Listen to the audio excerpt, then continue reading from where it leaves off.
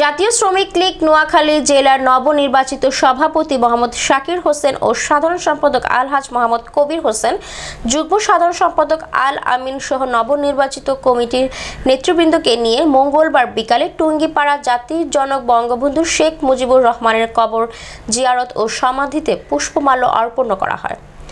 নবনির্বাচিত কমিটির নেতৃবৃন্দ দোয়া শেষে আমাদের নোয়াখালী জেলার প্রতিনিধি মনির হোসেন সজীবকে বলেন, আমাদেরকে জাতীয় শ্রমিক লীগ নোয়াখালী জেলা শাখার নবনির্বাচিত কমিটির দেওয়ায় প্রধানমন্ত্রী জননেত্রী শেখ হাসিনা, বাংলাদেশ আওয়ামী লীগের সাধারণ সম্পাদক ওবায়দুল কাদের এমপি, জাতীয় শ্রমিক লীগ কেন্দ্রীয় কমিটির সভাপতি নূর কুতুব আলম মান্নান ও সাধারণ সম্পাদক কে এম আজম খসরুকে নোয়াখালীবাসীর পক্ষ থেকে অভিনন্দন জানাই।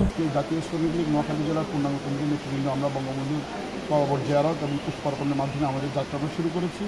আপনারা সবাই দোয়া করবেন আমরা যেন আমাদের এই যাত্রা বঙ্গবন্ধুর স্বপ্ন, যে জাতীয় শ্রমিক লীগকে শ্রমিক বান্ধব করার জন্য যে স্বপ্ন, সেটা যেন বাস্তবায়ন করতে।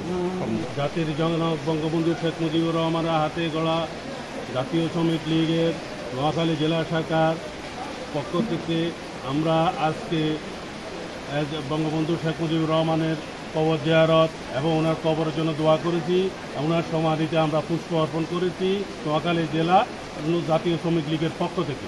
নোয়াখালী জেলা জাতীয় শ্রমিক লীগের নবগঠিত কমিটি দেওয়াতে আমি জাতীয় শ্রমিক লীগের কেন্দ্রীয় কমিটির সভাপতি নূর কুতুব মান্নান ভাইকে এবং আজম খসরু ভাইকে আমি আমার নোয়াখালী জেলা জাতীয় শ্রমিক লীগের পক্ষ থেকে ওনাদের প্রতি কৃতজ্ঞতা প্রকাশ করতেছি এবং ওনাদের সার্বিক সহযোগিতা আমরা কামনা করতেছি।